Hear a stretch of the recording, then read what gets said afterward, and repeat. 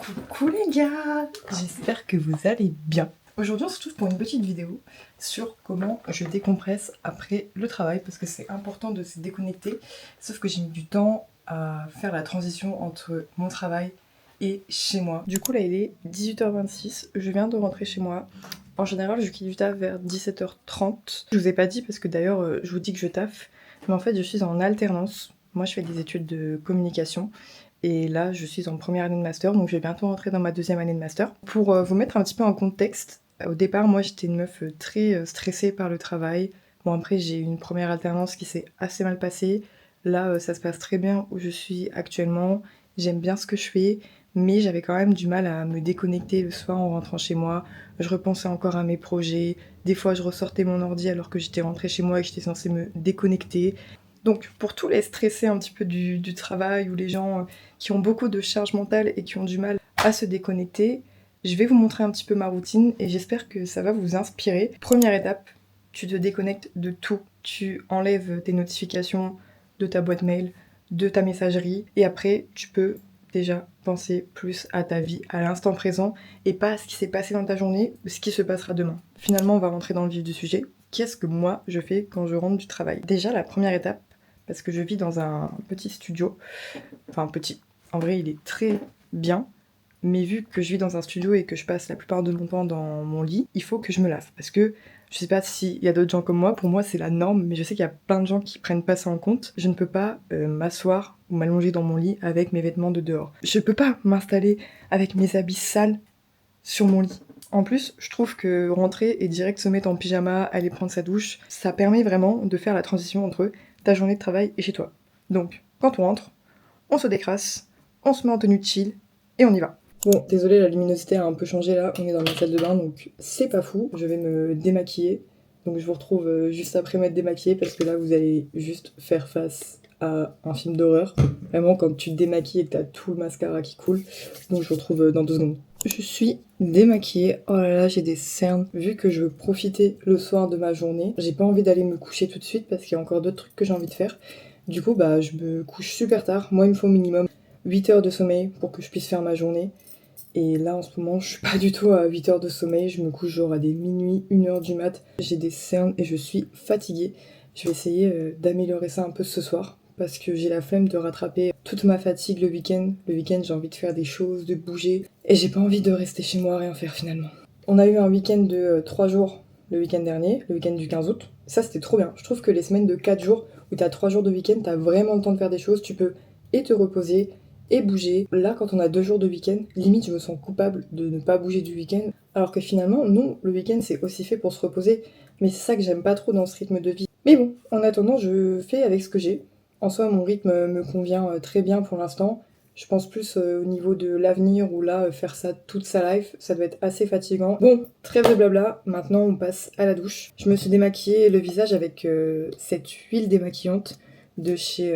je sais jamais si la marque c'est genre Skin 1004 ou alors Centella. En tout cas, ce produit-là pour se démaquiller, il est trop bien. Heureux. Du coup, j'ai fini ma douche. Je suis toute propre dans mon petit pyjama rose. Là, je vais faire un truc. C'est genre un masque LED.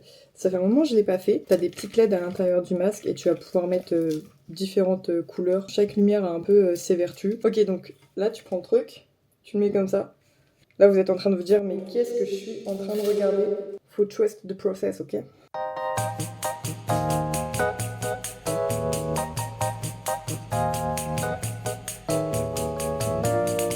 Et voilà, j'ai enfin fini le masque, ça commence à me donner chaud au visage. J'ai l'impression que ma peau elle est quand même plus lumineuse. Maintenant je vais faire ma petite skincare, comme ça après on est tranquille. Je commence par mettre un toner. C'est encore une marque coréenne, c'est la marque Anoa. Ça c'est mon sérum préféré. Et enfin, crème hydratante. Elle vient de Corée, hein, c'est encore une crème coréenne. Maintenant de toute façon je ne jure que par la skincare coréenne. Mais franchement, maintenant que j'ai testé, je sais pas, j'arrive pas à repasser sur des crèmes normales. Ma skincare est faite. En ce moment, j'ai une petite routine. Enfin, j'essaie de la maintenir au maximum. J'essaie d'apprendre le coréen parce que je suis une grande fan de K-drama. J'ai eu ma phase K-pop aussi où j'écoutais pas mal de K-pop. Maintenant, j'en écoute un peu moins, mais je veux toujours apprendre le coréen mais c'est vraiment par phase. Parce que des fois, pendant un mois, je vais me chauffer et finalement, au bout de 2 semaines, en fait, j'arrête d'apprendre. Et là, je me suis réchauffée. Et pour l'instant, je crois que c'est la plus longue période où j'ai tenu parce que ça fait genre là presque 2 mois que je suis vraiment assidue, dans le sens où j'essaie d'en faire vraiment tous les soirs ou au moins 3-4 fois par semaine. Là, je me retrouve sur mon petit bureau. Attendez, il faut que je mette mes lunettes carrément. J'ai décalé. Ah, la caméra me suit. Ok, je suis back avec mes lunettes, ça ira mieux. J'ai pas vraiment de plan construit pour apprendre le coréen. Bon, c'est peut-être ça aussi qui fait que je floppe tout le temps et que j'abandonne. Déjà, ce que je me suis fixé comme objectif, c'est d'apprendre un max de vocabulaire, ou du moins le vocabulaire utile. Comme ça, après, quand j'enchaînerai avec tout ce qui est grammaire, etc., j'aurai plus de facilité à comprendre des phrases. Bon, là, je vais pas vous mentir, j'ai pas trop la foi, mais on va s'y mettre. J'ai acheté des flashcards colorés, voilà, toujours dans la couleur, pour me permettre d'apprendre mieux le vocabulaire, surtout genre des petites phrases, des trucs comme ça. Donc là, je pense que je vais me préparer quelques petites flashcards avec des phrases de base que je vais trouver toujours sur internet. Moi, je suis un peu un rat. Je pars du principe où finalement, pour apprendre une langue, surtout maintenant, de nos jours, avec tout ce qu'on a à disposition, on peut grave se débrouiller facilement sans forcément prendre des cours, etc. Donc là, je vais aller sur un livre digital que j'avais acheté. Voilà, j'ai quand même craqué pour un truc payant. Non, j'ai pas d'internet. J'ai pas d'internet. J'ai quel âge pour parler comme ça? 지겨운 것만 같아 저기 지나가는 사람들 같은 표정들 짓고 있잖아 의미 없이 흘러가네 이 하루엔 네가 필요해 어디로든 떠나볼까 저기 노을진 길을 J'ai fini le coréen, donc là j'ai fait ma petite fiche, j'ai regardé une petite vidéo en coréen, j'ai compris quelques trucs, ou du moins quand il rigolait, je rigolais, c'est déjà ça. Maintenant il commence à se faire tard, enfin tard, il est quelle heure? Il est 19h55, j'ai toujours pas mangé, j'ai pas envie de manger trop, parce que ce midi j'ai déjà mangé un burger avec des frites, donc je pense que je vais me faire une petite salade, c'est rapide à faire, et c'est bon. On se retrouve dans ma cuisine. Bon, pendant un moment, j'étais un peu en rééquilibrage alimentaire. J'avais genre quelques kilos que je voulais perdre. Bon, surtout c'était mon projet Summer Body. Du coup, j'avais adopté genre des recettes que je répétais. Déjà parce que ça me permettait de savoir quelles courses j'allais faire et d'éviter de gaspiller. Donc j'avais préparé mes recettes sur 1 ou 2 semaines. J'achetais mes courses et en fait je répétais les repas à chaque fois. Bon après ça m'a un peu saoulée parce que manger toujours la même chose, enfin c'est pas trop mon kiff. Mais un plat que je fais souvent, c'est genre une salade concombre, feta, tomate, bon tomate cerise ou tomate normale, et du maïs.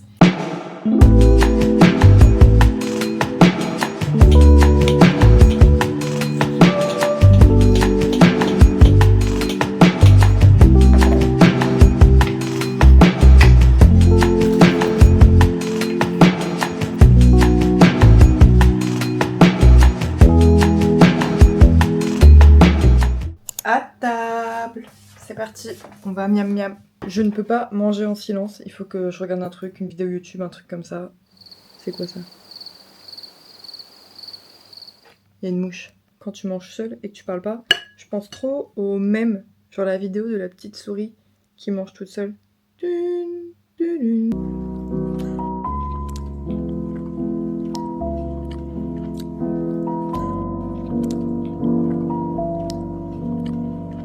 J'ai fini de manger et là je sais pas ce que je fais.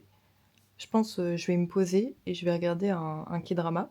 Mais avant, j'aimerais faire un petit truc en plus. Qu'est-ce qu'on dit au chauffeur? J'aimerais faire du journaling, parce que j'essaye de faire un peu ça. Mais c'est pas du journaling en mode t'as un carnet, t'écris, c'est genre un carnet déjà préconstruit avec des textes informatifs que tu lis. Et en plus de ça, t'as des petits tests, des trucs. Du coup, j'ai acheté un livre il y a pas longtemps. Vous allez rire. J'ai acheté ce livre. Bon, je suis un peu influencée par TikTok, hein, je l'ai vu sur TikTok, j'en vois tout le temps. Et je sais pas, j'ai craqué pour celui-ci parce que c'était la phase où... Enfin, je suis toujours dans cette phase d'ailleurs, où je pense trop. Du coup, j'ai acheté ce livre, Comment arrêter de trop penser. Du coup, c'est un petit livre comme ça, et t'as plein de petits textes explicatifs sur comment fonctionne le cerveau, les différentes émotions et tout. Bon, là, j'ai lu même pas la moitié. Et à plusieurs passages, je crois que c'était surtout au début, t'avais pas mal de tests pour savoir si t'étais de nature anxieuse ou pas, pour voir un petit peu à quel degré d'anxiété t'étais.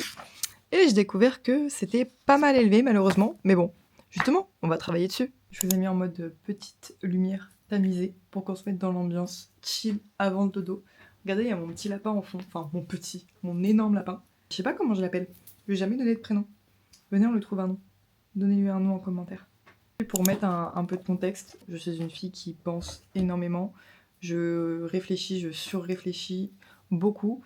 Donc j'essaie de gérer ça au mieux. Donc j'ai vraiment envie de travailler dessus.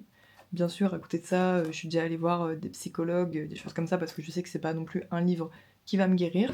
Mais ça m'aide un petit peu de comprendre ce qui se passe dans ma tête et de mettre surtout des mots dessus, parce que le plus dur finalement c'est de comprendre ce qui t'arrive et de pouvoir mettre des mots dessus, de pouvoir l'expliquer avant de pouvoir te soigner et résoudre le problème.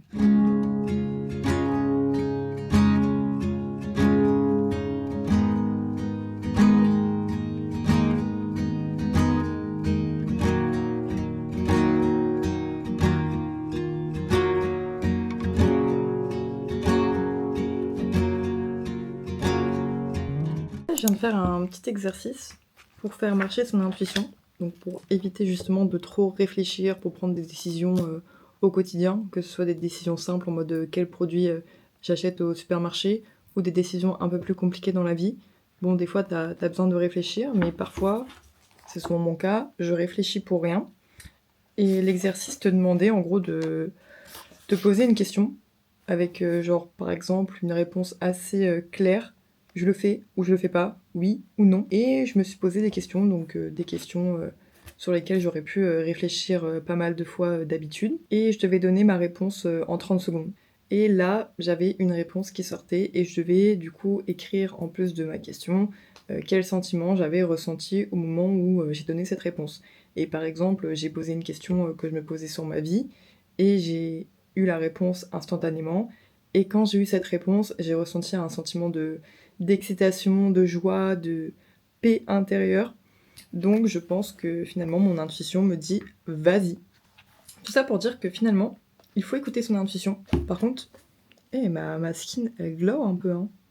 Je pense que c'est la luminosité qui fait ça. Ça give. Maintenant, trêve de blabla, je vais mettre mon petit drama. Bien sûr, je vais pas vous filmer 1h30 de drama, mais là je vais regarder ça et je pense qu'après je vais aller dodo.